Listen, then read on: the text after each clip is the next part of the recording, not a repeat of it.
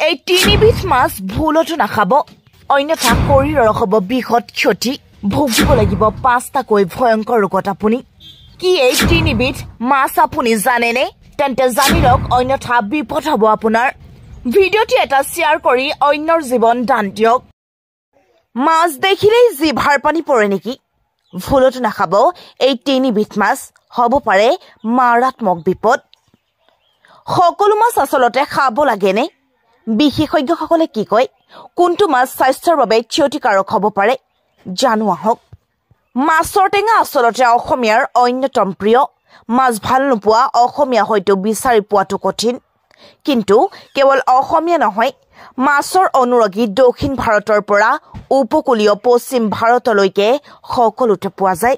অৱশ্যে অসমীয়াৰ দুপৰীয়া বা ৰাতিৰ আহাৰ মাছ অবিহনে সম্পূৰ্ণ নহয়। কেৱল ভাৰতেই নহয়, বহিৰাজ্যতো বহু ঠাই আছে য'ত মানুহে মাছ ভাল পায়। কিন্তু সকলো মাছ স্বাস্থ্যৰ বাবে ভাল জানো? কোৱা বাহুল্য যে সকলো মাছতে কিছু পৰিমাণে পুষ্টিকৰ উপাদান থাকে।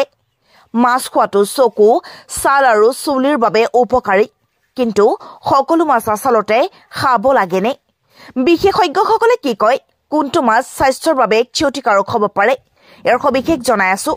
চালানী মাগুৰ মাছ।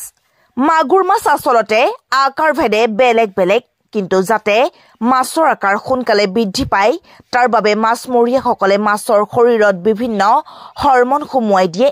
সেইবাবেই বজাৰত ডাঙৰ মাগুৰ মাছ দেখিলে কিনিবলৈ নাযাব। তাৰ পৰিৱৰ্তে সৰু আকাৰৰ মাগুৰ মাছ কিনিব, ই অতি উপকাৰী হ'ব। এই হাইব্ৰিড মাগুৰ মাছ কিনিলে স্বাস্থ্যৰ বাবে অতি ক্ষতিকাৰক। বিশেষজ্ঞসকলে তেনেকৈ কয়। মেকেৰেল মাছ।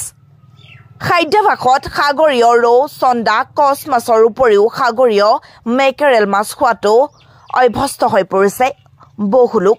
খাবলৈ সুস্বাদু, কিন্তু এই মাছত অত্যন্ত ক্ষতিকাৰক ৰাসায়নিক দ্ৰব্য থাকে, যি শৰীৰৰ বাবে ভয়ংকৰ বিপদজনক। সেই মেকেৰেল মাছ খোৱাৰ পিছত পেটত ৰাসায়নিক দ্ৰব্যসমূহ মানুহৰ পেটলৈ যায়, ফলত গুৰুতৰ আৰু বিপদজনক ৰোগে শৰীৰত আক্ৰমণ কৰিব পাৰে। তেলাপিয়া মাছ। এই মাছ নিঃসন্দেহে অতি জনপ্ৰিয়। এই মাছটো খুব সস্তা আৰু সেইবাবেই বহুতে এই মাছটো বজাৰৰ পৰা কিনি আনে। কিন্তু কি জানেনে? এই মাছত ক্ষতিকাৰক ৰাসায়নিক দ্ৰব্য থাকে, যাৰ ফলত শৰীৰত কলেষ্টেৰলৰ মাত্ৰা বৃদ্ধি পায়। তদুপৰি চিকিৎসকৰ মতে হাঁপানি বা বাত বিষ থাকিলে তেলাপিয়া মাছ নোখোৱাটোৱেই ভাল। কিন্তু এই তিনিটা মাছৰ বাহিৰেও বজাৰত আন কিছুমান মাছ আছে যিবোৰ খোৱাৰ পিছত এলাৰ্জিৰ সমস্যাৰ সৃষ্টি কৰিব পাৰে। সেই মাছবোৰৰ পৰা আঁতৰি থকাটোৱে উত্তম। মন কৰিব যে মাছ খোৱাটো আপোনাৰ শৰীৰৰ বাবে উপকাৰী হয়নে নহয় সেয়া জনাটো গুৰুত্বপূৰ্ণ।